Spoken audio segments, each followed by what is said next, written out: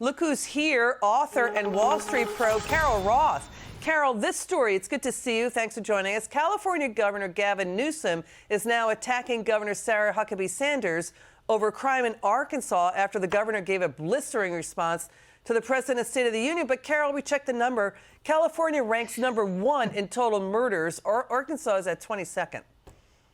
Yeah, I mean, I drove through LA last week, and unfortunately, the homeless encampments, the filth, the squalor, everything like that is real. If you look back a year ago, Newsom was gloating about having a $100 billion surplus. Now he's got a $20 billion deficit. It wasn't so long ago, Liz, that he faced an election recall. So maybe he should be attending to these issues that he has in his own backyard instead of heckling a governor who just got into the job. What's she supposed to do at this point? Yeah, we're showing Andrew Collins. He's an Arkansas Democrat who's defending Governor Sarah Huckabee Sanders. You know, let's listen to Governor Sanders again. This is what has gotten Democrats in such an uproar, and also the media.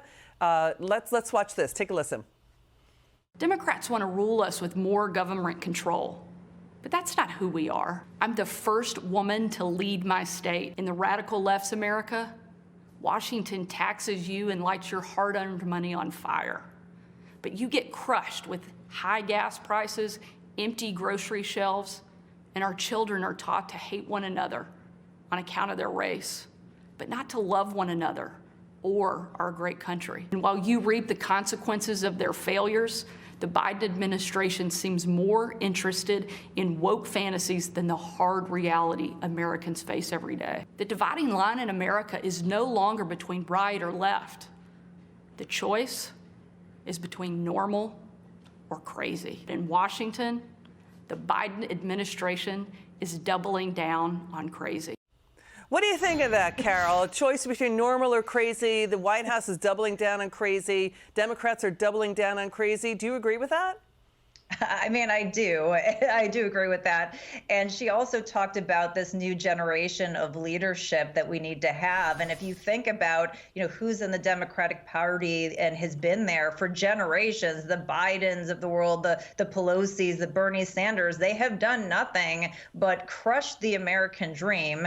And on top of that, like she said, they're now not only crushing the American dream, but doing it with a dose of crazy. We need to get back to basics. We need people who are going to stand up and roll back the government so that the average American can participate in the American dream. We've got big media like the New York Times, Washington Post, predictably criticizing Governor Sanders over her criticisms about culture wars, but they're ignoring Governor Sanders' correct economic criticisms on how Democrats overtax, overregulate, blow out the size of government. This government, I think they've added like 85,000 government positions under this president. So, and they want to raise taxes and sick the IRS agents on people when it's been now being called, Carol, the largest theft in U.S. history, nearly $200 billion stolen in pandemic jobless benefits. That's more than the GDP of 22 states. It's a misspent rate of 20%, Carol. It doesn't even include the fraud in stimulus checks or pandemic loans. What do you say to this?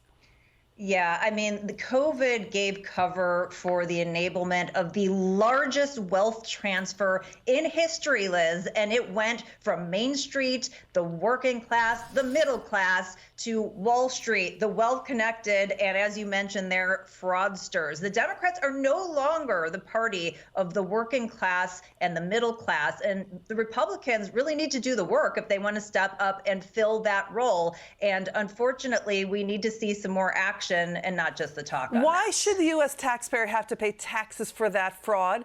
They should claw that money back. Absolutely claw that money back. It's unfair. It's an abuse of U.S. taxpayers, Carol. Your final word.